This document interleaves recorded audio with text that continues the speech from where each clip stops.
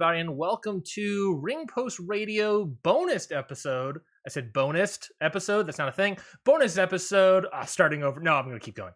We're doing a sort of G1 special here on Ring Post Radio. I am, of course, Ryan Knightsey. With me, as always, is the man, the myth, the legend, Scotty Edwards. Scotty, how are you doing?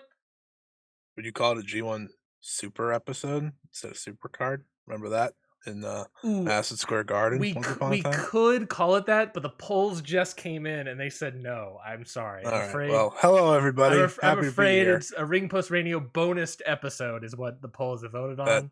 And I don't like that choice. But I don't like it either. The poll. Hey, we're democracy here.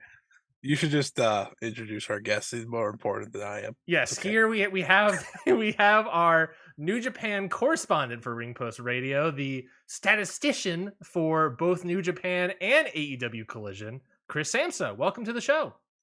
Hello. Or I should say welcome back to the show is what I should say. Yeah, I'm a returning guest. Yeah. So I would like the returning guest pop.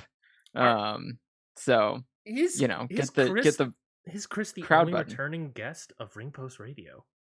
Yes. Nice. First ever. So far. Proud of that. Yeah. Yeah, so congratulations, I guess. I'm nothing if not consistent. I will show up on your podcast. I appreciate that. I was going to make a joke. I don't really just say that to you. Like, if someone asked me to go on a podcast, I'm probably going to say yes. And I have a great time. So. Does anyone ever ask you on a podcast not to talk about New Japan? I've done Music of the Mat with Andrew Rich. Okay. And we didn't, and it had no relation to New Japan. I've done some AEW shows. For a while there, I was much more opinionated about AEW, but now, I just think it's so great now. So yeah, interesting how that works. Yeah, I've done some various other things, but yeah, it's mostly the New Japan. The New Japan tours really lock me down, so because when you get booked with New Japan, you're on for a whole tour, and that's what I do in my podcast life. Is there a New Japan tour you wish, like obviously G1 you make the circuit, Wrestle Kingdom you make the circuit, you Sure. have done that with us. Is there a New Japan tour that you wish you were podcast booked for? And why is I jump in on a lot of stuff as it goes, but people, the heavy interest periods for New Japan are typically leading up to the G1 and then Wrestle Kingdom. I wish I got to talk more about what happens, say, at Wrestle Kingdom specifically afterwards. So I guess like the New Beginning tour is kind of my jam too. Because I usually end up doing a little smaller circuit for New Japan Cup. People like New Japan Cup because it's really simple. They can, it's very clean lines. But the one that I kind of avoid talking too much about is Best of Super Juniors, because I love to enjoy that tournament instead of like analyze it. Because and I have all the data and stuff. I send it all to the broadcast team or whatever, but I do really that particular tournament, like I really like to just take it in. I like to be an observer of that. So you almost feel like you have to for the G1. So the G1 is it's kind of the thing that made my role exist. And then I kind of built off of the G1. So but and the G, there's so much. We'll give you the call for World Tag League. Don't worry. Listen, I do some good work for World Tag League, but no one ever wants to talk about it. Yeah, I count the number of tags per match, friend. Okay, that's an incredible stat to pay attention to. It's so fun, and if it wasn't, I wouldn't do it because it's a pain in the ass. But it really is a good time, and it's just so it opens your eyes to how this stuff really happens, right? I almost wish you didn't tell me that, because I feel like one match now this time I'm gonna be paying attention to tags. I'm gonna go insane, dude. I run average tags per win, and which wrestler is legal the most times during their winning or losing matches. Kyle Fletcher, got it. Definitely. Well, that's probably actually true. Yeah. Yeah. I feel like that's very true. Yeah. So every New Japan tour is pretty unique, but the G1, that's the big one, right? That's the big tour where every show matters. So 'tis the season. I suppose we should probably stop avoiding it and get into it, right? Of course. Scared of it, I guess. Let's get into it. G1 Climax 33. Of course, happening this late summer or early fall. I'm excited for it. I think, this is going to be a big time tournament again. 32 participants, 4 blocks. They have a new sort of ending structure with quarterfinals going to semifinals, going to the finals. Kind of similar, if I recall correctly, to the Best of Super Juniors this year. But I believe the quarterfinals is an addition to it, if I'm not mistaken. Yes. So just to give like sort of an overview of our thoughts on the tournament, Chris, we'll start with you. How are you feeling about this year's tournament, the continuation of the 4 blocks, and the sort of new end game structure of the G1 Climax this year? Sure. Yeah. Well, so it's 32 wrestlers, so it's the biggest field of all time. It's still 4 blocks, but last year it was 4 blocks and 28 wrestlers, which made for some very strange scheduling. And it did make for the tournament to be really challenging for someone who's not like in it to follow. So including and also just the people that were in it, because it was very like the blocks weren't segregated from each other in any way. So every show last year had an A block, a B block, a C block, and a D block match on it, and it was it ended up very scattered. And so this year we've got 8 wrestlers per block, which means pretty much every night 2 blocks will have their matches for most of the tournament. So the A and the B block are kind of married together, and then the C and the D are kind of married together. So you'll see some consistency there. You'll be able to really kind of attach who's in which block. So I think that's a huge positive, that even just adding those 4 wrestlers really cleaned up the scheduling and kind of I think the fan experience. You mentioned that the quarterfinals are brand new. Well, they're not brand new, but we haven't done them in quite a while. No, but we have not. we had a knockout stage last year, but it was just semis and finals, and it was just one person from each block went through.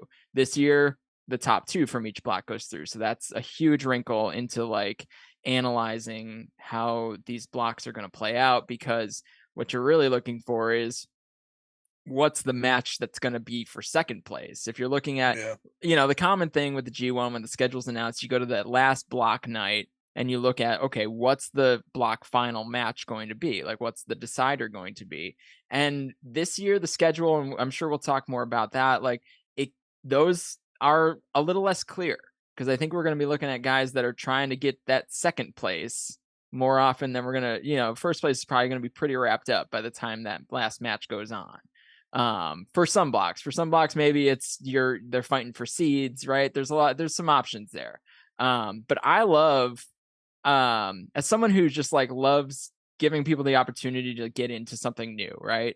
I love having multiple like jumping in points.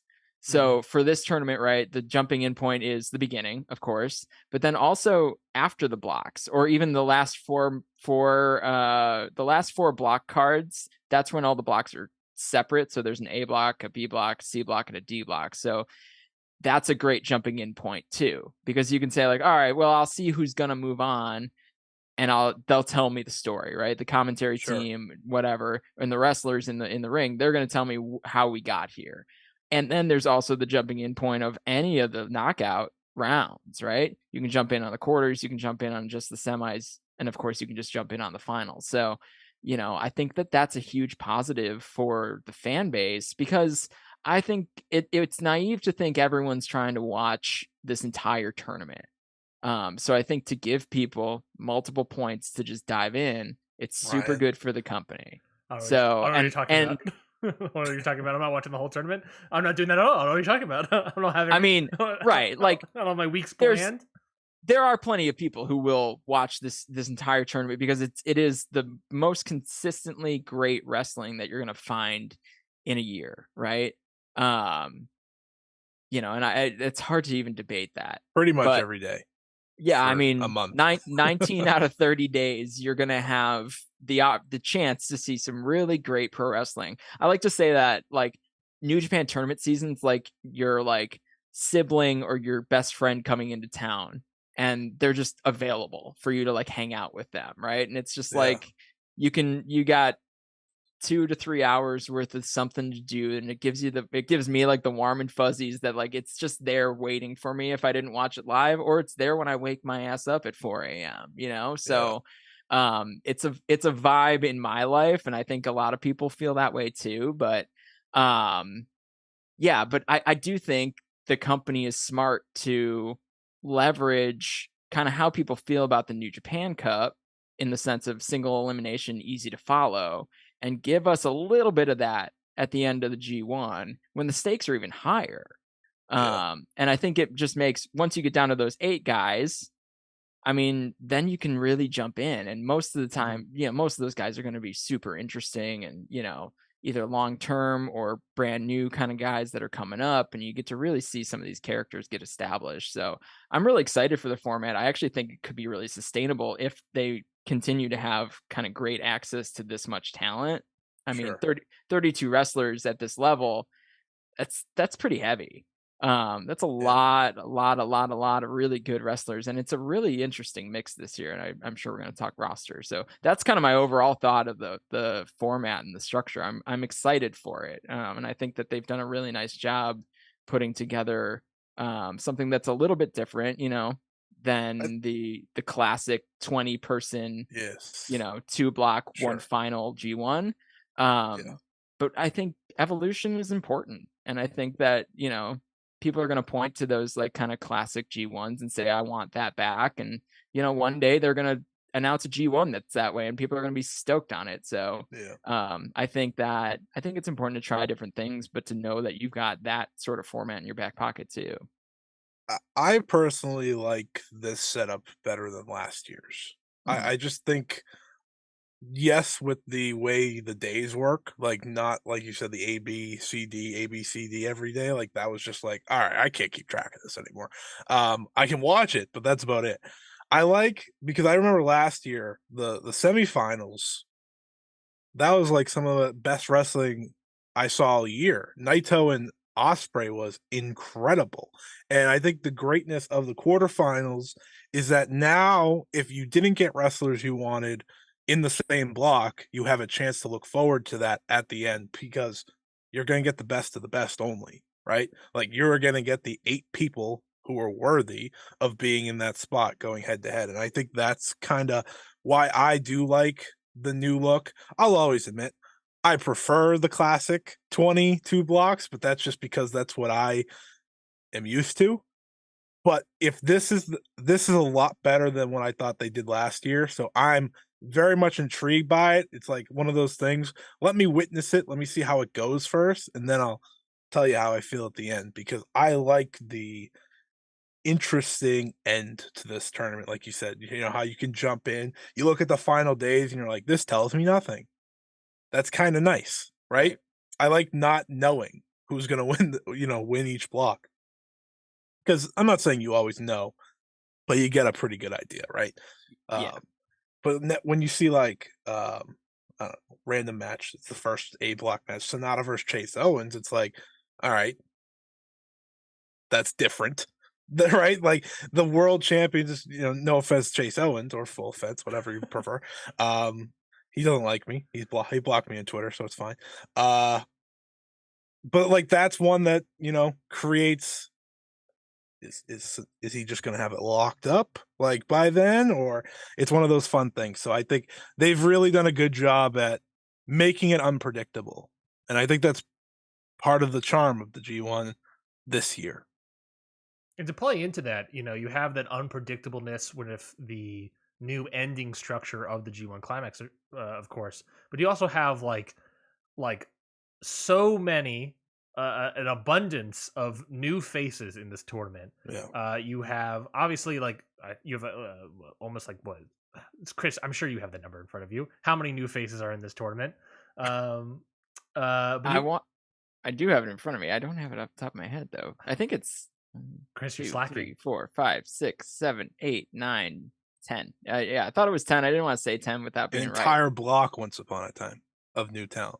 Yeah, I mean that's exactly it. Yeah, and not only that, but you also have obviously the new faces of the Three Musketeers, which were obviously announced prior to this tournament. So there's a lot of unpredictability, I think, in this tournament. Is the tournament going to go the way of your classic, your more recent ones where it's like obvious, Okada, Naito, heavy favorites, obviously, or is it is there a possibility that you could have a surprise victory out of someone like out of any of the Three Musketeers, out of Umino, out of Tsuji after Narita. In the best of Super Juniors, obviously, that final was Teton versus Master Wato, with Wato getting the win, which 3 years ago, maybe 2 years ago, if you told me Wato won that tournament, you could probably say 1 year ago. Yeah, I would have been, for a lot of people. I would have been very shocked to hear that news. But yeah, it provides. The company is obviously pushing new faces. And if the best of Super Juniors is any sort of indicator for this tournament, I think there is a good chance that there will be a lot of new faces higher up in point totals at the end of the blocks, and which I guess would mean maybe that a lot of older faces might have less points than typical. But yeah, I think unpredictability is the key here. Evolution, I think, is a great point as well. Evolving the tournament is always a big thing. The tournament has always made constant evolutions, from it being a round robin tournament to I think the second G1 Climax, with it being, I think, a straight up single elimination, if I recall. There have been a couple of single elimination G1s, yeah, and some for titles. I believe that second one was for a title. Yeah, so the company is always in need for evolution, and we're in that next era. So I'm excited to see it unfold. And I think this is going to be the tournament that really plants that flag for New Japan moving forward. But let's talk about those rosters themselves. Let's talk about them. We'll go block by block here. Starting off with A block, because what better way to start off with A block? You got, of course, the champion Sonata. You got Chase Owens, Hikuleo, Ren Narita, Shota Umino, Yota Tsuji, Gabe Kidd, and Kaito Kiyomiya. Noah's own Kaito Kiyomiya making his debut in this tournament. So obviously a lot of new faces in that block. You obviously also have the Three Musketeers all in the same block as well, which I think is very interesting. Chris, give me some of your thoughts on this block itself, and how do you think it might shape out? Obviously, there's a lot of stories going into it. What do you think about it? Yeah, there's a lot to dig in here, right? So we've got six of those 10 fresh wrestlers are all in this block. So that's Gabe Kidd, Hikuleo, Kaito Kiyomiya, Ren Narita, Shota Umino, and Yota Tsuji. And then you've got the champion of the company. The IWGP World Heavyweight Champion right now is Sonata. Sonata is also in this block. So there's something interesting there too. And then you've got Chase Owens, who's a guy that, like kind of outside of the kayfabe world, like he's one of those guys that the company really trusts, to put together good to great matches. So he's in there, to do some heavy lifting too. So this is a really strategically built block. And when the blocks were announced, I had some discussions with some people that were really surprising to me, because to me, this looks like really exciting beginnings of a lot of stories, right? I looked at that, I was like, holy shit, they did it. They put them all together. Yeah. Like, this is awesome. Yeah. And then some of the discussions I was having with people that I think are brilliant wrestling minds, and they were like, yeah, but people really want to see the new guys against the old guys, right? Against the older generation, not even the old guys, but like some of the guys that are like close to their prime.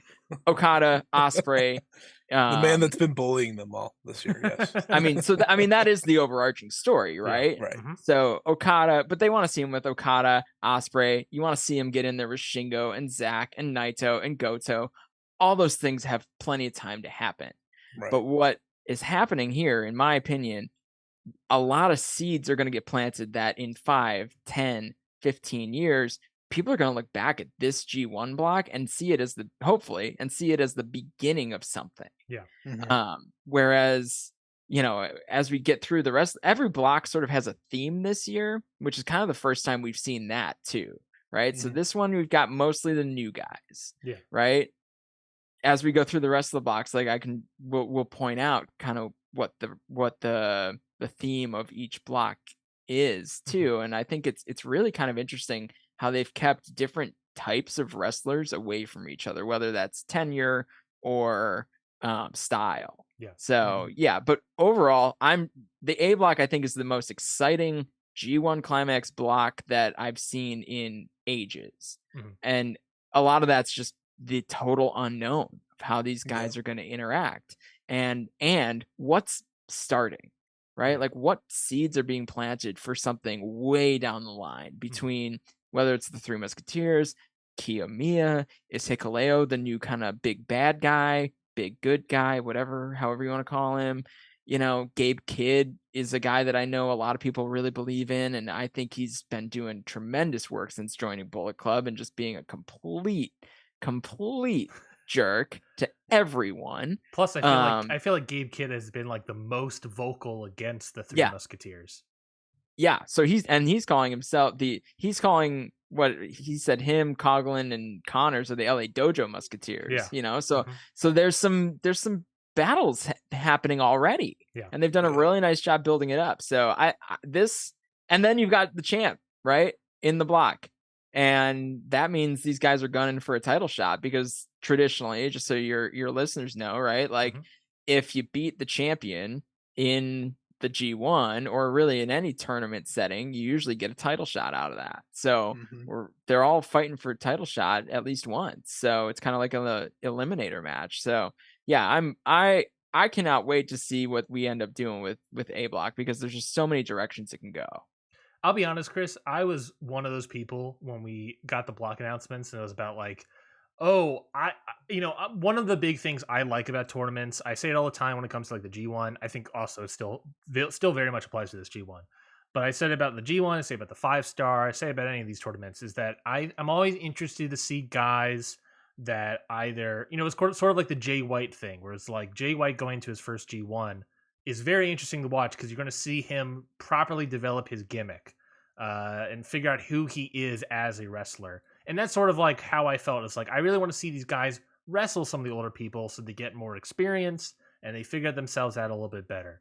But now knowing that like the story's going into it, the whole Three Musketeer element of it, I think you're completely correct in the saying of this is planting seeds to bear fruit down the line. They can do matches against Naito, Ospreay, Okada, Tanahashi, whatnot, down the line. But this is 100%. I can totally see it now as a planting seed tournament. The fact that, obviously they have the Three Musketeers, they want to make them good. That's very interesting that they're in the same block because that immediately will sort of rank them in different ways based on their wins and their points. Gabe Kidd being in there, I think is also very interesting. Obviously a guy that was stayed with the company during the pandemic through thick or through thin and was able to come out of it and be fantastic, as you said. Sonata being in here is very interesting as well. I would love to ask you, what do you think the odds of Sonata? I mean, Scotty and I talked about it before we started recording. You have the 2 quarterfinalists for each block.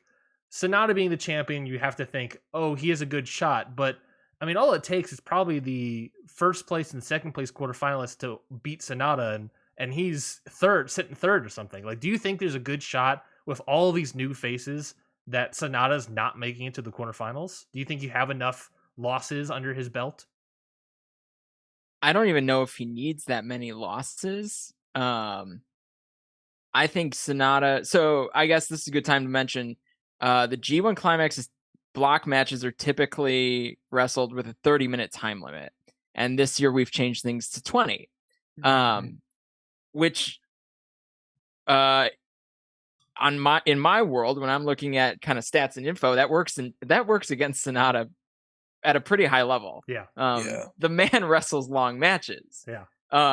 It's his thing, especially in the G1. He holds the longest victory in G1 Climax block match history, 29-47 against Okada. So like that has been a part of Sonata's story, is the fact that he can and does win longer matches. So now I don't think you're going to see like a series of time limit draws by any means, but I think the likelihood of seeing some time limit draws is significantly higher now. Yeah. I used to when I would get involved in G1 pickups and stuff, I would kind of point and laugh at people that were like picking a bunch of draws because it's really uncommon. And like the draws that you usually saw in the G1 were like Tanahashi versus Okada, like, I mean, we're talking like upper echelon stuff. Yeah.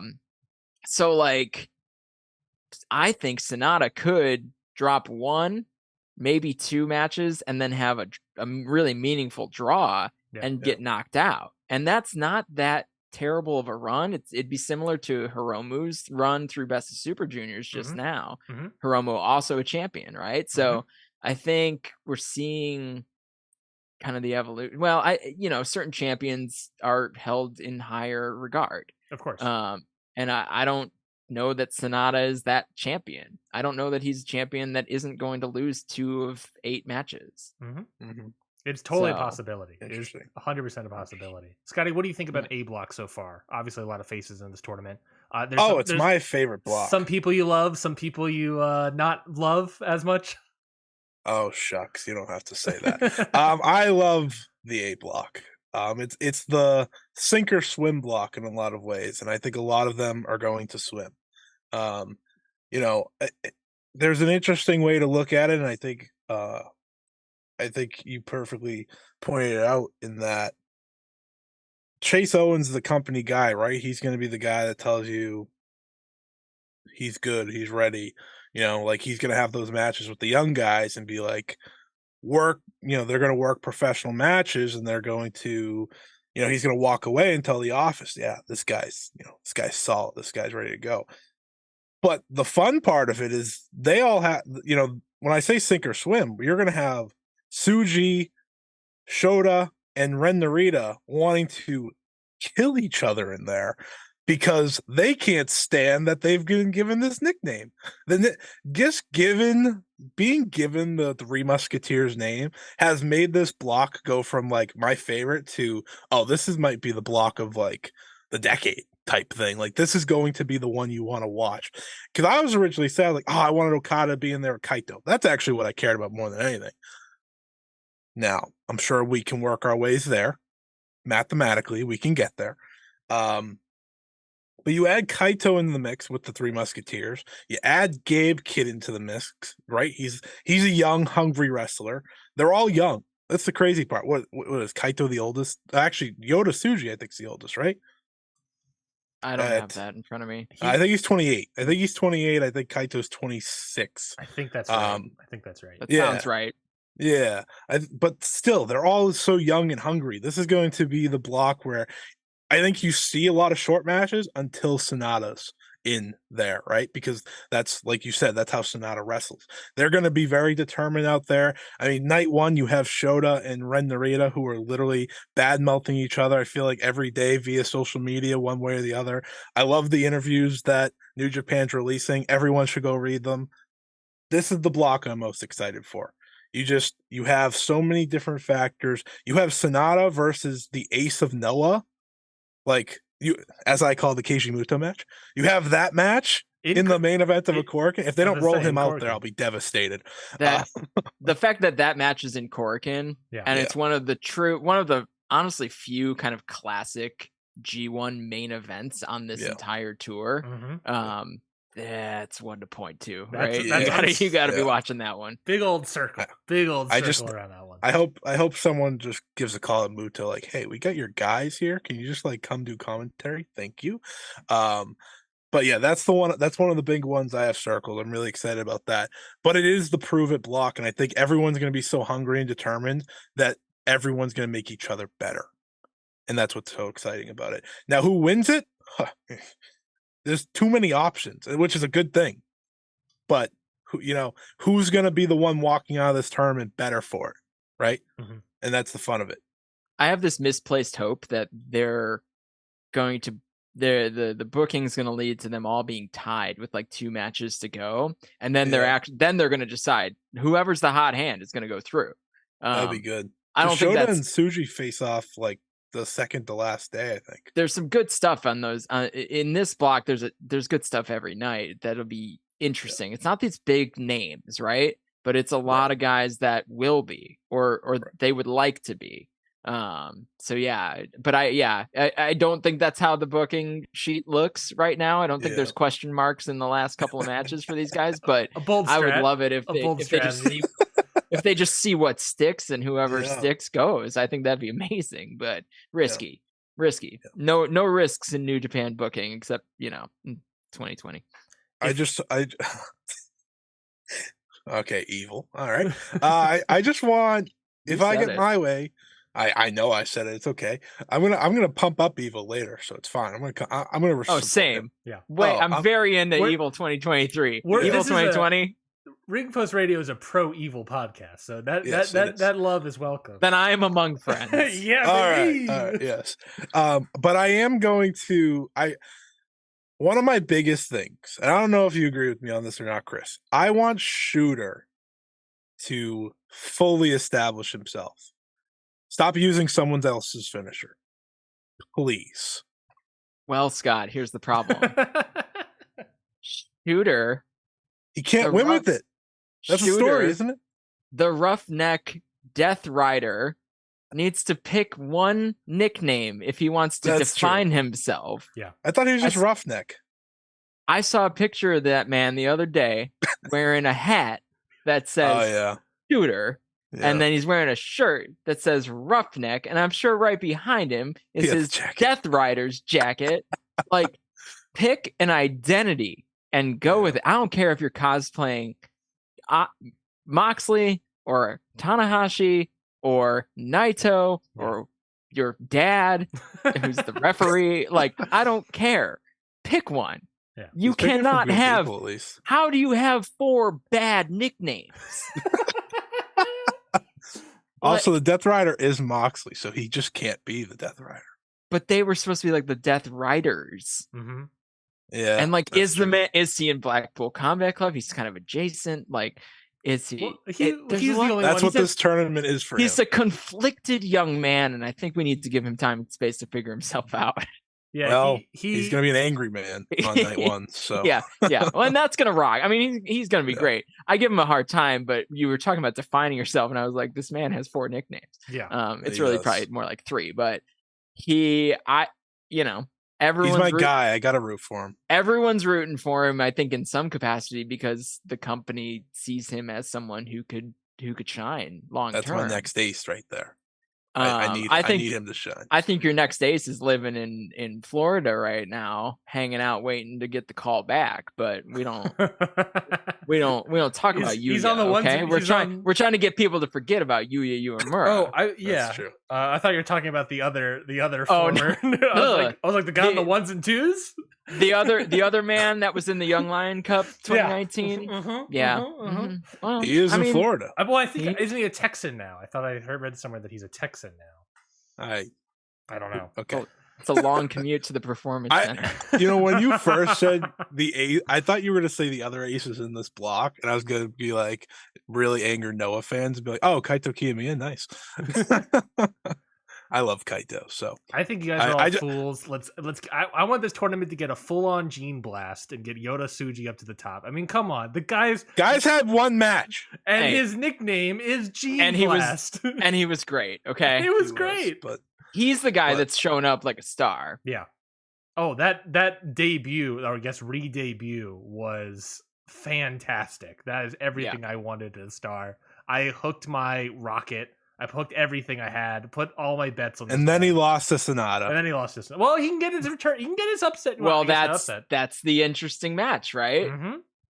Maybe he's gonna have to learn another move because Sonata remembered one move that entire match, and that's all that mattered. But maybe he's the draw. Mm-hmm. Oh, interesting. How long did their Dominion match go? I assume over. It was short. Actually, it was quick. It was like 17. Yeah. Well, 17 is not far away from 20. So. No, right, but you don't have that to point to necessarily, right? I don't have that to point to. That's my job to point to things like that. But it's there. Like that could be a big spot. So I'm looking forward to that rematch because I think it'll be pretty meaningful long term. I completely agree. Let's move on to the B block. B block is another interesting one. I feel like a lot of big names in this one too. We got Kazuchika Okada, Yoshihashi, Taichi, Kenta, Great-O-Khan, Will Ospreay, Tangaloa returning from injury, and El Phantasmo. Scotty, we'll start with you this time around. How are you feeling about this big name block over here? Just call it the Okada block, right? It's Okada and everyone else. No offense to everyone else. Will Ospreay? I was gonna say, hey, he needs you- to sign on the dotted line before I give him a little respect. I'm just kidding. I mean, look at the here's the thing. If you don't think he's gonna sign on the dotted line, then you do think he's gonna win the G1 because that's how this happens. That's true. That's a very good point. That's true. A very good point. In all seriousness, it is the Okada and Ospreay block, right? Everyone looks at this and it's like El Phantasmo, you know, he's climbing it up the ranks. Yoshihashi's obviously my you know, the little one that the little engine that could. I love Yoshihashi. That's my guy. And then there's Kenta, the one of the biggest names in Japanese wrestling history, but he's a very different Kenta. And then Tangaloa, Great-O-Khan, who's trying to prove himself, just lost to Michael Oku. Tough. He's no longer the king of Britain. And then Taichi, my guy, the king of pro wrestling champion. He's got to get some challenges. Like you said, probably Tangaloa. I think that was a good call. I'm very excited about this block, though, because, Okada's going for history. He's going to, if he wins, he's the first guy since Inoki, right? To win 3 in a row, I'm pretty sure. If I'm not mistaken. Style tournament. No one's ever won the G1. Yeah. Right. But I meant there's MSG League and IWGP League and all that. Right. Yeah, Inoki won like 5 in a row at some point. Yeah, so, as should be expected. Yes, and as I like to say with Okada, he's in his Inoki era. So would it be crazy to think that this is what he does? If anyone was to become the first to win 3 straight, it's Kazuchika Okada. I'm very excited for his block. I just see a lot of interesting matchups for him, especially he's still fresh off that loss to Bryan Danielson. Yeah, I read the interview today. That was very exciting. He's like, he was not happy. And I think that's as you shouldn't be when you tap out, right? He tapped out to a man with a broken arm. Second time in his career. Yeah. For the second time in his career, that man tapped out. Like he's gonna be angry. He's gonna be mad. And that's my favorite Okada personally. So I'm really looking forward to this. I of course have the big circle on the whiteboard of Ospreay Okada, the rematch. Because last year that was the best match of everything. That was just phenomenal. That final, one of my favorite finals ever. It's up there probably with Tanahashi and Shinsuke for me, and of course Omega and Naito, and Tanahashi and Ibushi. So there's a lot of great G1 finals. You get it, but it's in that same conversation, which tells you how great that was, and the fact that they're in the same block now. It's like, okay, this is where the quarterfinals and semifinals, that's where it benefits fans, I think. Because you're looking at Ospreay, you're looking at Okada's favorites, I think, of this tournament. My 3 favorites would be these 2 and Naito right now, with some dark horses to sprinkle in. The fact that they're in the same block, the fact that we're going to at least get 1 match between them, there's always an opportunity for 2. That's exciting to me, and I'm looking forward to it. Chris, the B block to me is the guys in or near their prime block, and then I think you sprinkle Kenta in there as the. He can wake up sometimes. I saw him and Eddie. He woke up without a doubt. But he's the guy that is going to be more of a character-driven match now, and he does that about as well as anyone else does. He's a funny guy. He is extremely funny. So, and you've got 2 guys that recently lost kind of, lower level titles, right? You got Great-O-Khan and Kenta. They both dropped their title really recently. To me, the biggest point of interest in the B block, and you laid out the favorites and all that. So I don't really need to talk about Ospreay and Okada. I mean, chalk pick is they're going through.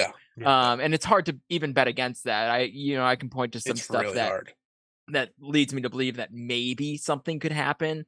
But the interesting piece for me is on July 25th at Korakuen Hall, the first match on the card is Will Ospreay versus Great-O-Khan, which is pretty much the only major intra-faction match of this entire tournament, and it would have been very easy to put Great O'Khan in A block and keep him away from the rest of the United Empire guys that are in this tournament, but they put O'Khan and Ospreay in the same block.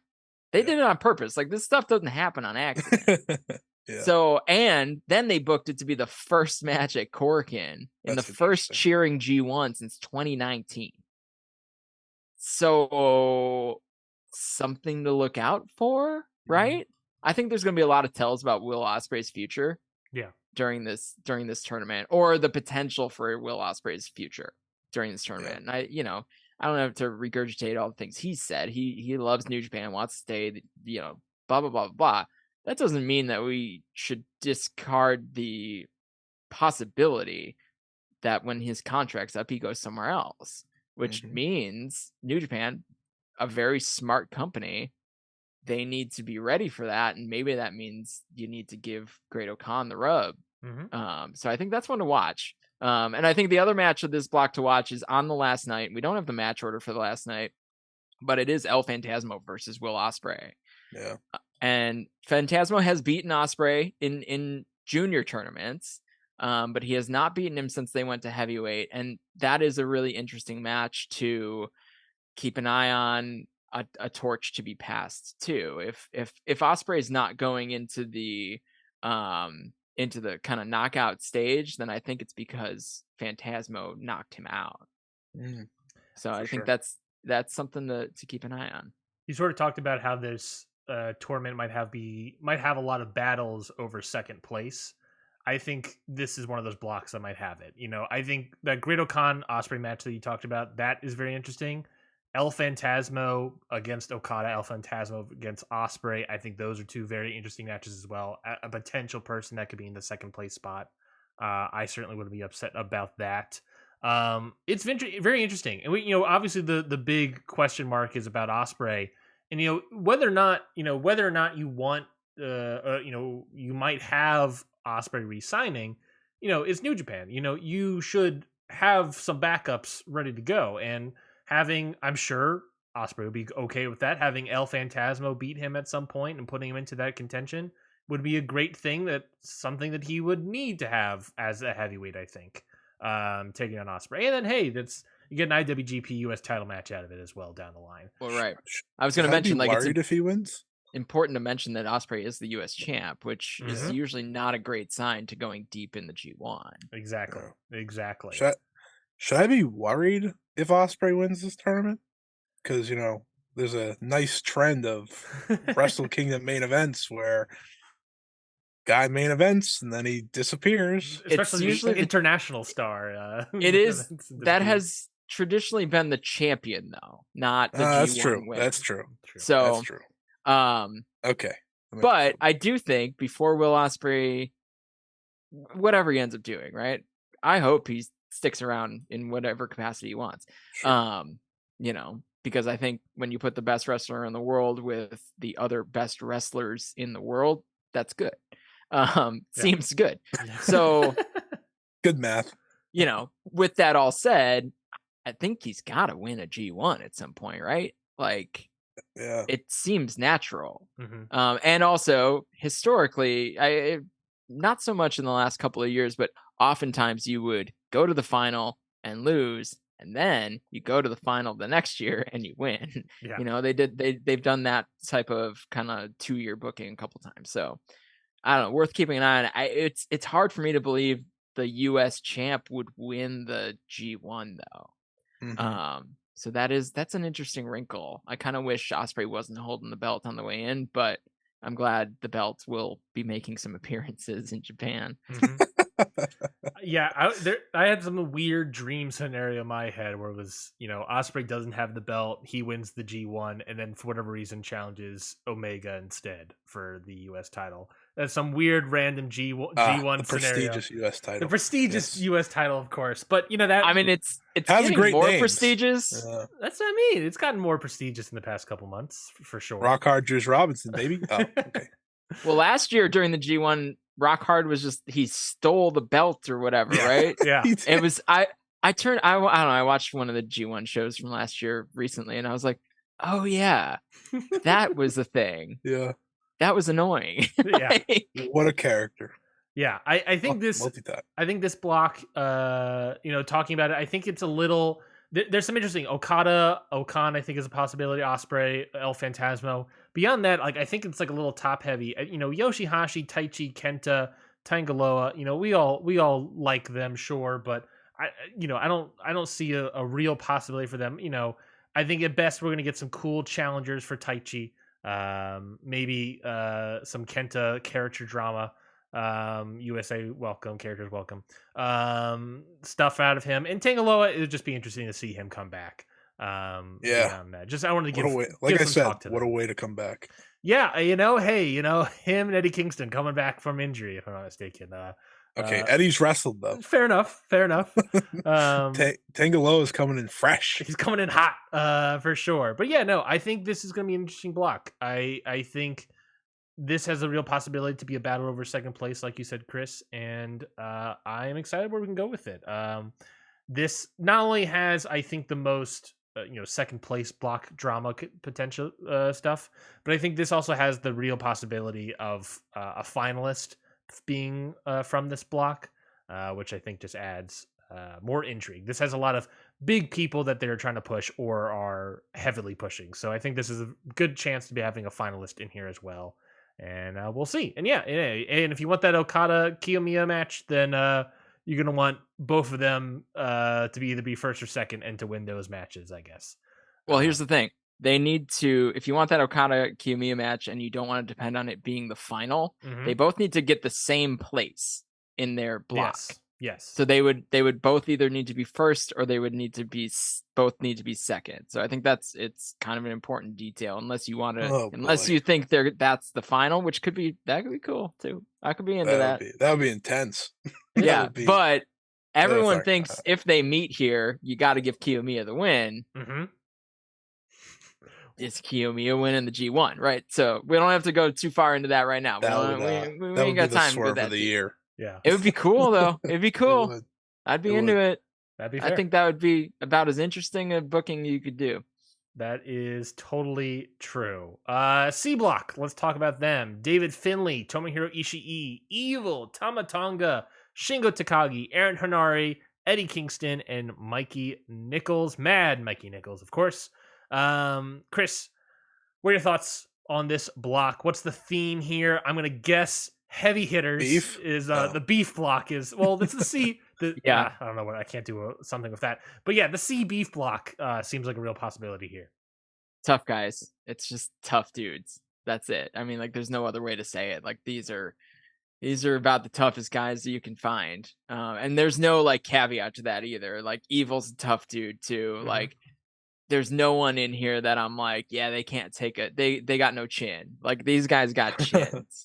I'm excited. This is kind of your classic G1 sprint block. Yeah. My favorite match all time in any pro wrestling world is August 4th, 2013, Tomohiro Ishii versus Katsuyori Shibata. It's 12 minutes long, but it's your quintessential, like, dudes beating the hell out of each other match. That is the one of the New Japan matches I show people when I absolutely.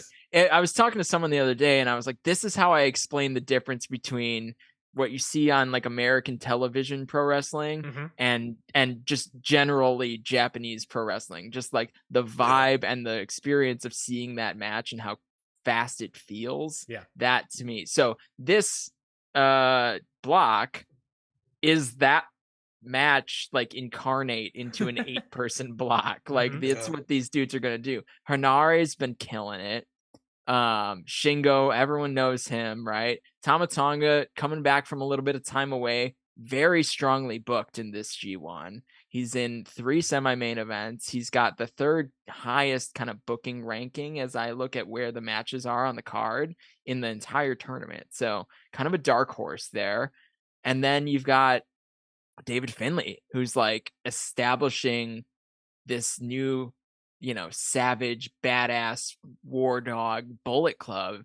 And, I think there were a lot of skeptics about David Finlay stepping into that role. But Ryan man, is- once they hit a stride, they are killing it. So I'm a big old skeptic over here, Chris. I'll be honest, big old skeptic. that's fine. Start watching the promos then. I am watching the promos. I think my skepticism. Attack him. You can attack him. No, please. I think my skepticism lies in that I just think that he hasn't figured it out fully to me yet. At least he might have it on the promo side. I think in-ring side needs to get it. I think the New Japan Strong shows really showcase the 4 guys under him: Connors, Maloney, Kidd, and Coughlin. I think it showed them perfectly. I think this tournament, if he takes that energy that those 4 guys had and brings that in-ring style of like just brutal wrestling, Savagery. Well, we saw it when he beat Tama Tonga for the Never title. True. That is true. Like, that was my favorite. And, that was my favorite. And if that's an indication of the David Finlay that we're going to get going forward, like then he's going to be very interesting. That is true. That is true. Yeah, and then Eddie Kingston. I mean, people love that dude, and honestly, like his appearances at Korakuen during the Strong tour, quote unquote, like those 2 appearances sold me on Eddie in this G1. Because, you know, I was a little worried, right? Like, I think the 20-minute time limit works in Eddie Kingston's favor for sure. But, like, you know, he just came back from an injury, and he's a guy who he goes. I mean, he gives his all. So you gotta be a little concerned that if he can get through this whole tournament. So, but now, I mean, he's just such a believer in what they do in New Japan and in Japanese pro wrestling as a whole. And he's going to hit some venues that are going to like hit him in the soul. And I think we're going to see an inspired tournament from Eddie Kingston. So you can't beat that. I have decided he is this year's Juice Robinson. What I mean by that is when Juice was the baby face, right? He cut those amazing promos after every match. That's what Eddie Kingston's going to do. Eddie Kingston's going to give it his all. Will he win a lot? I mean, he's going to get beat up a lot. That's what he's going to get. He's in a block of getting beat up. He is a champion. He's in a block of... I also think it's important to note where Eddie Kingston gets most of his paychecks. That's true. And how that typically works in the favor when we're talking about that relationship. Yeah, baby. Eddie Kingston's winning it all. All right. I loved Lance Archer in this tournament last year, and I've been saying to Ryan since the blocks were announced, I really wish Lance Archer was just in New Japan. But that's neither here nor there. I mean, last year he wrestled more matches in New Japan than AEW, so... And that's on trend to happen again this year. I was going to say this year, I'm pretty sure he already has too. He has me questioning. It was like, do you still have an AEW contract, my guy? Like, are you just like, what is happening over here? You know how I know he does? Because he's not in the G1. Fair enough. Yeah, that's a good point. I look at this and I have my match that's circled, and I'm very happy they put it early, is Shingo and Eddie. Because I know that's a match that Eddie looks at. He's like, that's mine. That's mine right there. Obviously, Ishii's going to be his too. But he looks at that. He's like, that's mine. And the other match I have circled in this block, and a lot of people might listen to this and be like, what? Evil and David Finlay in the main event. Oh, yeah. That's big time, baby. I can't wait until people are cheering for Evil. It's going to be incredible because, you know, no one likes the Savages over there. No one likes them. Evil is going to be the baby face, and I'm just going to be on the edge of my seat. Like, here we go, baby. It's going to be exciting. It's going to be a blast. I saw the new shirt that he put out. They're not 100%. You're not lying to me. I can't wait for that match. I know a lot of people were like, ugh, Evil in a main event. I was like, no, that's the one. Big Hat in Nagano is going to get a show. Yeah. Oh, yeah. It's going to be fantastic. But there's, like you said, a lot of heavy hitters. I know what Ryan's match of the block is. That's Tama Tonga versus Evil, baby. Yeah, baby. They have incredible chemistry. They've had some fun matches. I'm not kidding. Cool. I'm not kidding. This is no joke. This is a runner on the show. He loves the New Japan Cup match that they had. It was good. I love that Evil Tama Tonga match. It's probably the best Evil House of Torture match that I said on the show. In ring wise. Yeah. But like that was probably the best one. And the Hiromu match. I love that one too. That was from the great. Japan Cup. That was incredible. What I loved about it is that it played in what makes the evil character work so well, which is having him go against a super over babyface with the crowd that just like stops every single nonsense thing from happening around him, like a baby face against all of this chaos and being able to get that win. That is like, it works so well. It works. That's what the evil character lives on. When he does all the chaos and wins, then it's like, oh, that's all heel heat and whatnot. But when a baby face beats him, I cannot believe it was Tama Tonga when it happened. But when it works, baby, and that's what I like, and that's what I'm loving. And Evil versus Finley will be great because that's going to be chaotic as hell as well. So I'm excited for Evil in this block, my guys. I'm into it, as you should be, and as I am. People like to forget Evil's actually a very good worker when he feels like it. He's good, and honestly, we're at the point where he's gotten the whole thing over to the point where they can now really leverage it, like late in a tournament where you're like, oh no, they're gonna go with Evil again, and then like the heat and the level of he got Shingo the last interest. day, I think. He's got Shingo on the last day. So, Shingo could get that big babyface win and go through, right? Yeah. There's some history there with the LIJ stuff too, a little bit. They had a touch overlap. So the match I've really got circled though is on that last night, and it's Eddie Kingston versus David Finlay. Yeah. And I think that's probably your main event of that match, which would be Eddie's only main, which I think is cool in the Yokohama Budokan. But I think the story is, right, I'm tying all the threads together here, right? You got Eddie Kingston defeated Jay White, Jay White's last match in New Japan, right? Completely vanquished the man from the company, and now he had to go create a fake Bullet Club in a different place. So that's the Bang Bang Gang, actually. Bang Bang Gang. I love them. Don't get me wrong. You're a collider. You can't dunk on him. Right. He's one of my guys. But Eddie Kingston beats Jay White. What happens after that match, right? David Finlay comes out and really takes over Bullet Club. I mean, that's essentially when he did it, right? Yep. Now we've got a main event. So Jay White couldn't beat Eddie Kingston. It's kind of the Cliff's Notes of that. David Finlay in a main event, I think David Finlay does beat Eddie Kingston, and then that establishes David Finlay's kind of supremacy in the ring over Jay White's abilities, which, your mileage may vary about how you feel about that, but I think that makes it a real clean story of like the guy that sent Jay White packing couldn't beat David Finlay. Plus, you have that title floating around there as well, which adds more intrigue. Well, yeah, I guess 2 titles actually. They're both champs. 2 open weight titles. They're actually both. So maybe there is some intrigue there. Yeah. So like that's my match of this block that I think is going to be that, and the Evil match with David Finlay. I think that those 2 are going to be the really important kind of story matches going forward, and they all do tie back to Bullet Club. And I can't believe it's 2023 and we're talking about like a great Bullet Club storyline. Yeah. It makes me really excited, actually. Yeah, I'm very excited about what's. I don't think anyone could believe that, to be fair. Especially since Bright Lights Carl Anderson was this time last year. Yeah, this time last year, look at what Bullet Club looked like. Yeah, I mean, we talked about evolution, right? Bullet Club was in desperate need for some evolution, and I think they're finally getting it. And Eddie Kingston versus David Finlay, I think, will be a very interesting one. Whoever wins that is obviously going to be a challenger for whomever title or whatever. Evil should be really good. I think Tama Tonga should be solid. Shingo should be solid. Aaron Hanare, it almost feels like Shingo makes it through, right? That's up to you. If it's up to me, then yeah. Sure, yeah. I need some big Shingo matches for the soul. I'll peek under the hood here. I've got Shingo going through to face Tsuji in the quarters, which would right? That would be beautiful. Give me the pencil. Let's go. Yeah. Hey, Gato.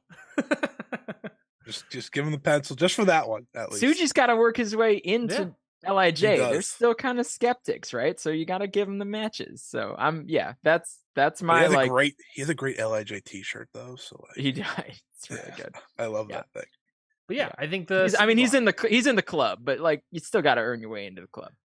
Yeah. How's the C block final day looking like? I feel like, we talked about B block being a lot of people fighting over second place. I don't know. I feel like the C block has a lot of people like day of fighting over first and second, and it's just gonna be a bunch of nonsense, chaotic point totaling that Chris is gonna have to math out. Yeah, the thing about the C block is that like there's no one that you can totally write off, especially when you've got a couple more opportunities to knock guys out. Sure. So there's a bunch of guys that could go. I mean, honestly, pretty much this whole block could go through. Yeah, save for last night for them is Kingston versus Finley, Takagi versus Evil, Tonga versus Nari, Ishii versus Nichols. I think at least 3 of those matches have some very interesting possibilities about who could be first and second.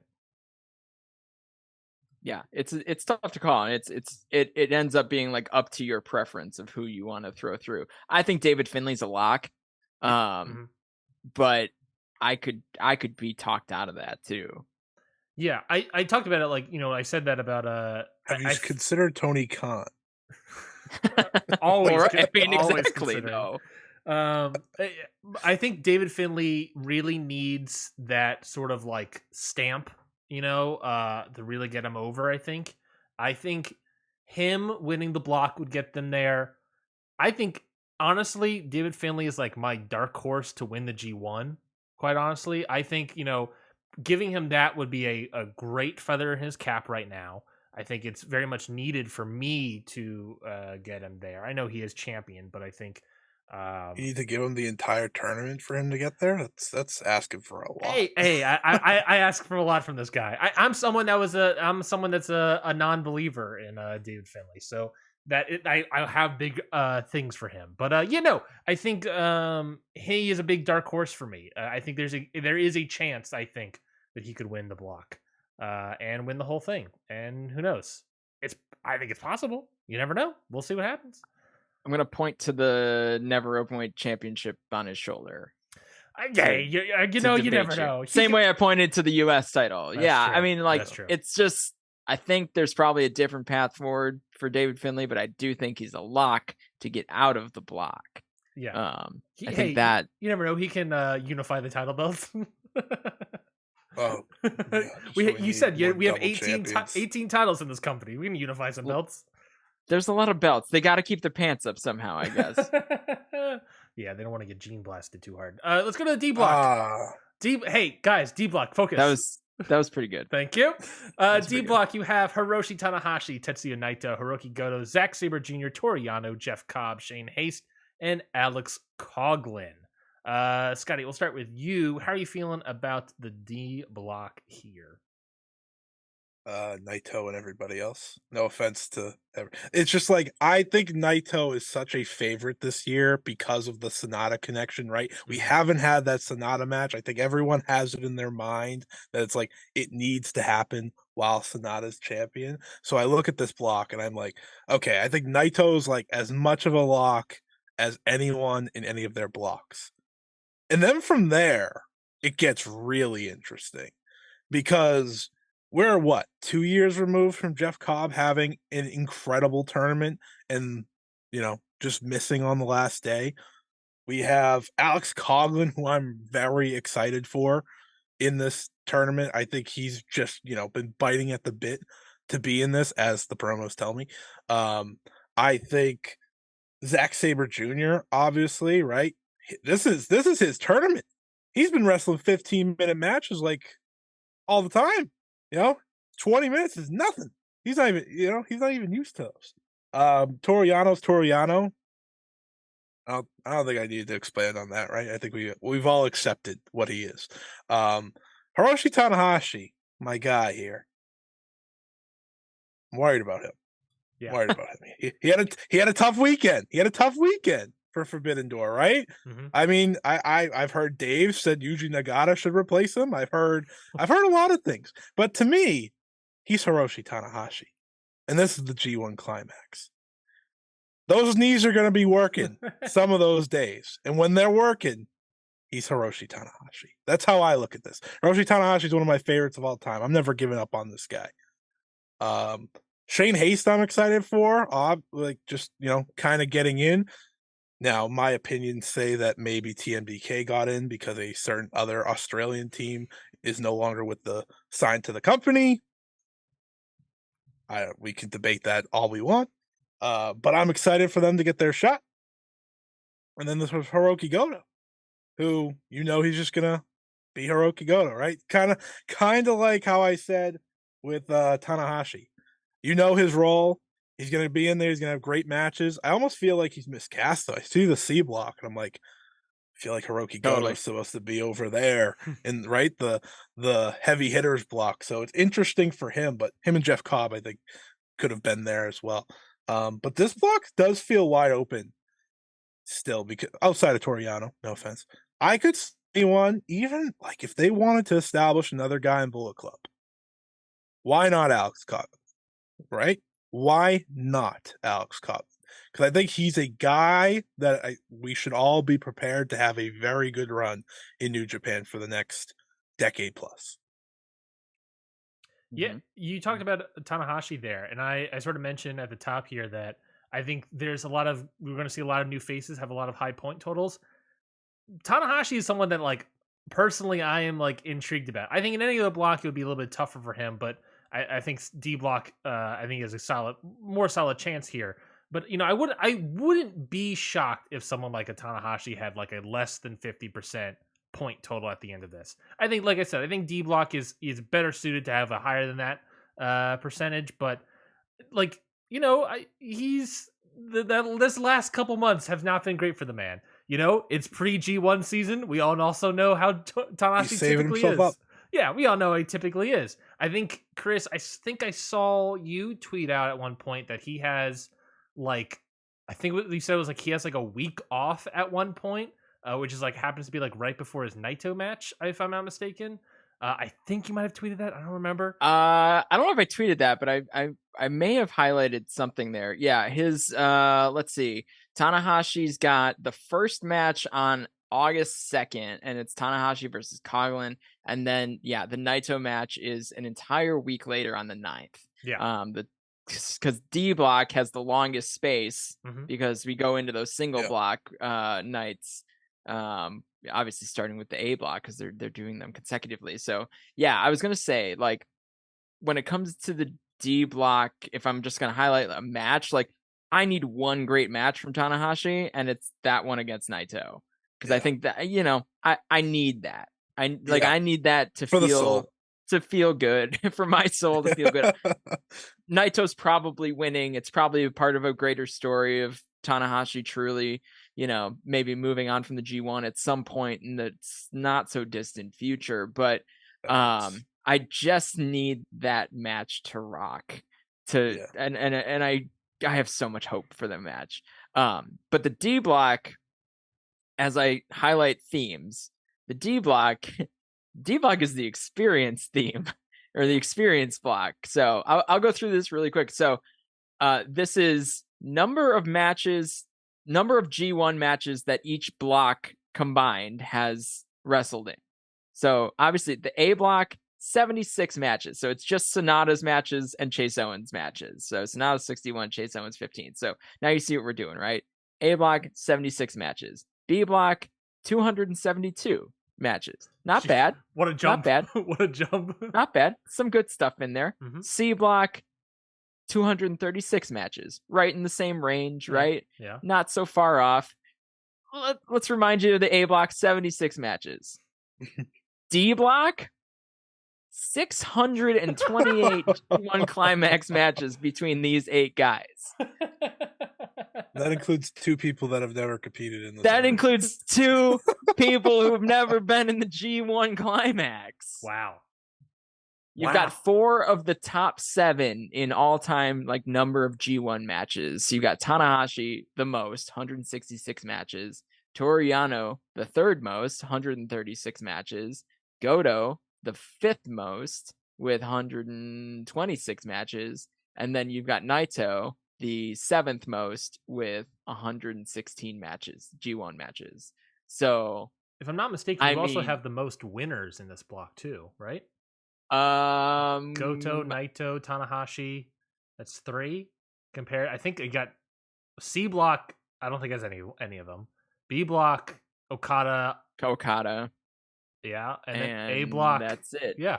I mean, it's easy because you look at the last. Well, so Okada won the last 2, and then you got the 2 Ibushi, and then you've got.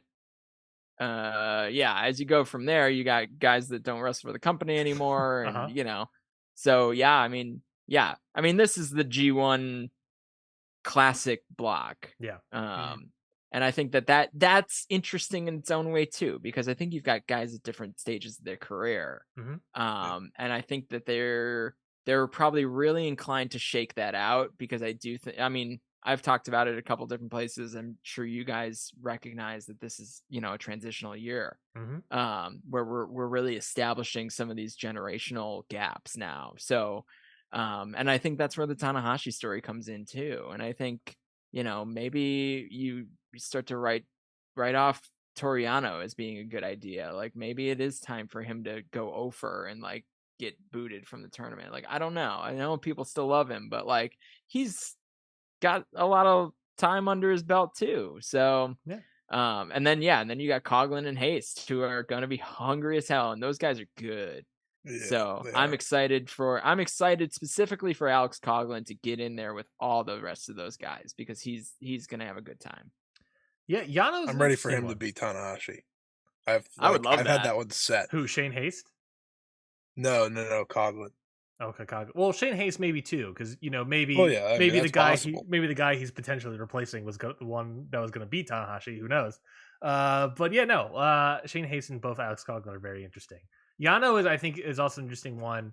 I agree that I would love for this to be a last G1 of Toriano. I think he could potentially be on his way out of the G1. I would love if we did another Taguchi-esque run out of Yano, and by that I mean drops all of the charades and just is sort of a serious wrestler for however many nights.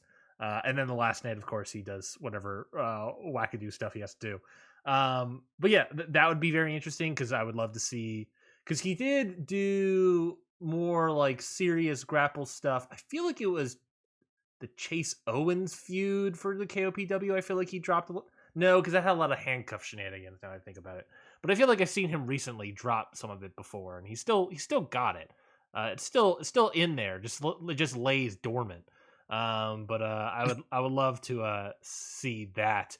Yeah, no, and you talked about transition. I obviously mentioned that people like Tanahashi. I could see him getting lower, maybe middle of the road or something. But you talked about like transitioning, about having a block with a lot of inexperienced guys, and we're pushing new faces. This block being like a classic G1 block, it almost sort of, in a weird way, also like hides a lot of the like older experienced guys, so that there's not a complete difference. You talk about, why did you put all the inexperienced guys together? Same could be said, why'd you put all the experienced guys together? It could be also that we're hiding a little bit of that, so to make that transition less of a stark change and make it a little bit easier, breezier, CoverGirl-esque for the D block, as the older people work well with the other older people. And I think that's a completely fair possibility for this tournament. I agree. Naito is a solid lock to be a winner for the whole thing. This also could just be all over the second place person. Tanahashi's in there. Zack Sabre Jr. I think is a solid favorite. Cobb is a solid favorite in here. Goto I think is a weird dark horse pick as well. There's a lot of possibilities in this one as well. The former G1 winner, thank you very much. And he's had quite a G1 career since that first time win. I've heard that the G in G1 is actually for Goto. I have heard that as well. Have you heard that? Yeah. Oh, okay. The rumors are making its way around. They're making it around to Georgia. It's going to be for Great O'Khan moving forward, so just be prepared. Oh, I'm here for that. It's going to be for Gene Blast. I'm I'm excited. I think this block will be more of a classic G1. And yeah, I think it should be good. It should. I don't think it's my favorite block, to be fair, but I think it should still be a very solid block. It's a nice, like, known entity. Yes, Yeah. exactly. You know, like, you look at this block and you're like, that'll be pretty good. It's a comfort food block, is what it is for me. Yes. Yeah. Yes. I'm very excited for it. Well, any other thoughts about these blocks specifically? We're almost wrapping up here. Or any, I guess I should say, do we have any other facts and figures, any matches that we're really looking forward to? Any predictors? I know that's, like I said, with this end game scenario, it's kind of tough this year. Any sort of final thoughts about the G1 Climax as we wrap it out here? In the sense of the blocks, I love that they're kind of themed, and I'm starting to look at what the full kind of card construction looks like. So like A and B together. Yeah. And then because Okada's on all of those A block shows. Yeah. Right. And we're not talking about like Okada doing a run in or something, but like you're Just going to be Kaito. Yeah. Every night. Yeah. You're going to it's possible, I guess. Get him on commentary just one time. Kaito would just completely lose focus. Yeah. I mean, but those types of things are possibilities. You're going to be reminded that Okada exists, and then these young guys are going to have matches too. So, yeah. And I think that's really interesting. And then like the C and D blocks together, the D block really like, more experienced, methodical wrestlers, like really classic quote unquote New Japan main event style guys. Sure. And classic New Japan semi-main event style guys in the C block, the guys that are just going to beat the hell out of each other. So like even the duos of the blocks sort of work with each other. So I think the booking in this, plus no undercard tags for quite a while throughout the tournament. So you're looking at 8 tournament matches. You're going to get in, get out, rock it out, and be done with it. And, as much as I love myself an undercard tag and some great backstage promos, I also love 8 tournament matches on one show. That kicks ass. Where am I going to get my Hanma fill? Where am I going to get my Nagata, Kojima? Where am I going to get that dad fill? All Japan. All Japan. Literally all Japan. Like no, literally AJPW.TV. Yeah, that's where you're going to find true. them. Well, he's no longer the Triple Crown champ. So is he still? Yeah, but he's still kicking there. around. Yeah. Him and Kojima are both still kicking over there. Hanma pops up too. He does. He popped up the other day and faced Kento, and I was like, "What is happening?" Scotty, do you have any final thoughts? He was also asking what is happening. Yeah. I didn't get to talk about it, but you look at that last day of like the 2 blocks going at the same time for A and B. Shota Umino versus Yota Tsuji is just right there, right before Okada versus Kenta. I think that's like a very much like, hey, pay attention to this, right? Okada and Kenta were the guys of the previous generation, right? Even though Kenta wasn't in New Japan until pretty much after his main run. Look at these 2 guys. Like, this is who you want to be paying attention to. It's their first singles match since they've returned from their excursions. There's a lot on the line there, right? That could be a decider for either one. I could see them going to that night. Maybe Tsuji wins, and that's pretty much how he has the advantage going into that last night, ultimately wins, something like that. I'm very excited about that. There's just so much good when you look at each night. Like, there is something to pinpoint of like, you need to pay attention to this. You need to focus on this. They've set this up really well. Like besides the 8 matches a night, you're in, you're out, tournament matches, which is great, and 20 minutes. So you really are in and out. You just have an importance. Like the G1 last year, it was really weird. Like we said, the G1 the year before, we're still in COVID.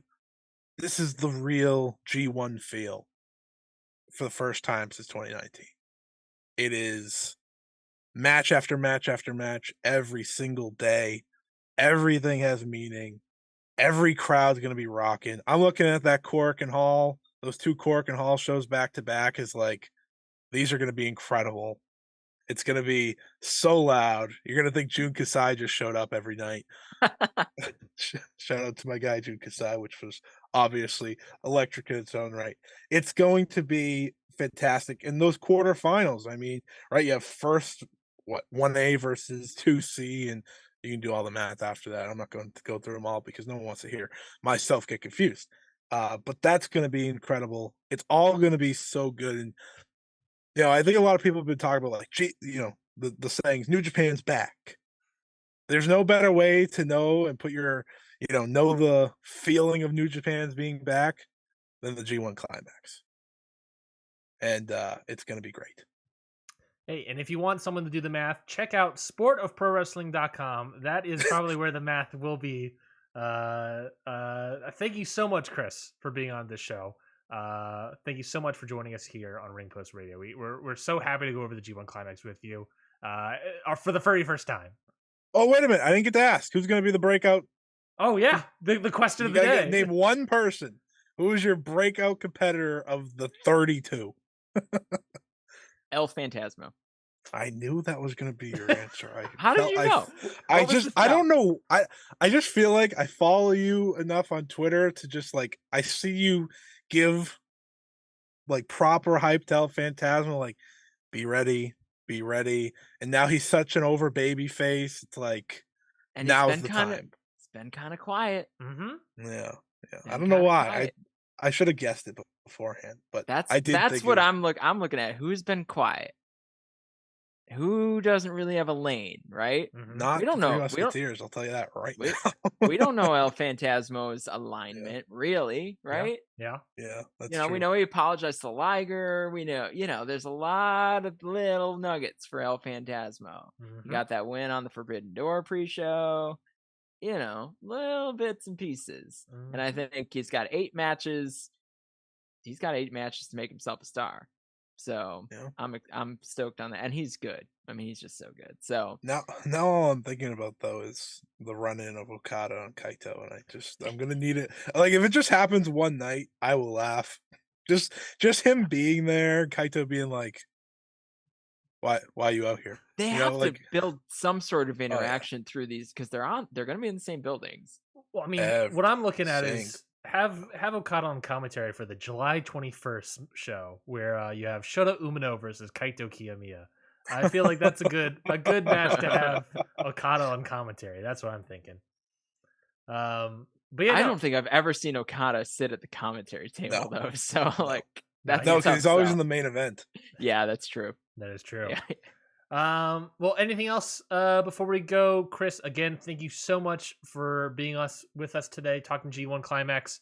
Of course, we'll have you back next year. Of course, we'll have you back either pre or post Wrestle Kingdom. Maybe it's already booked. It's already booked. Tag League? Oh, sorry, my apologies. We'll of course have you back for Tag League. Listen, someone's got to give me a platform to talk about Tag League because no one ever hits me up for Tag League. I'm around. We're gonna do a one-off podcast called Talking Tag League. And Talking Tag League, I can go for hours. I got all sorts of data points for that tournament. Yeah. No, thank you guys. I love talking G1. I love talking to you guys. It's always fun to run into you guys, and doing so seasonally is perfect. So thank you so much for having me. I love to get out and talk about the best season in wrestling, which is the G1 Climax. So I'm excited for it, and I'm excited that I get to share it with you guys. Of course, someone needs to tell Japan to stop running every tournament at the same time, though. That would be very appreciated. That's true. It's a tough life. It's a tough life to watch all the great wrestling, but somebody's got to do it. It's a lot, though. I guess it's us. No one's paying for it. They don't get Kaito in their tournament. No, that's true. Well, you get. They claim they didn't even want him. Sure. Oh, hell of a no. That sounds like the way I've seen Kaito treated. That might be true. Poor guy. Anyways, thank you so much, Chris, for coming on. Chris, where can people find you online? Still on the dying platform that is Twitter at the Chris Samsa. Have you made it to Threads? Have you made it to Threads? Yeah, I have it. I mean, because that was my handle on Instagram too. We'll see what catches fire, and I'll start posting my stuff. Honestly, I'm just trying to figure out some non-social media way to really share my work. I do have sportofprowrestling.com that I'm working towards, being a little bit more more of an archive of all the work that I have done. Yeah. So keep an eye out for that, and a little more interactive too. So you guys people can log in and build their own kind of previews like I do for the cool. commentary teams. So we're working on some stuff. The Sport of Pro Wrestling team. We're big we're team, working on right? You got a big team over there, right? stuff. I do have somebody helping me now. So so yeah, we'll see. I'll be around, but yeah, you can still find me on Twitter, and I have no idea where my content's gonna land as I look at G1 preview stuff, but Twitter will certainly get the links. So I'll be around, whether it's the New Japan website, Voices Wrestling, Sport Pro Wrestling, just dropping stuff on Twitter, putting PDFs out into the world. Who knows? So I'll be around. You won't be able to get away from me during the G1. Is I guess what I'm saying. Elon Musk can't stop you. No rate Elon limit Musk for can't me. No rate limit for him. Well, thank you so much for being on. We'll certainly have you on next time. I guess for our plugs, you can follow me at Ryan Knights. You can follow Scotty at Scott E Wrestling. Follow the whole show at Count Out Pod. If you want more Count Out specific G1 coverage, our New Japan show, Okada's Shorts, will be doing semi-daily, pretty much every day, whatever the G1 Climax is happening, G1 Climax coverage. So listen to, they are psychos. Listen to Okada's podcasts. Hey, and it's great content too. So definitely go check that out. Okada Shorts on the Count Out Network. Again, Chris, thank you so much for being on the show. We'll see everybody else next time for Ring Post Radio Live. I believe on Sunday. I think we said on Sunday night, I think it was. Otherwise, we'll see you when we see you. And until next time, everybody, we'll see you then. Bye.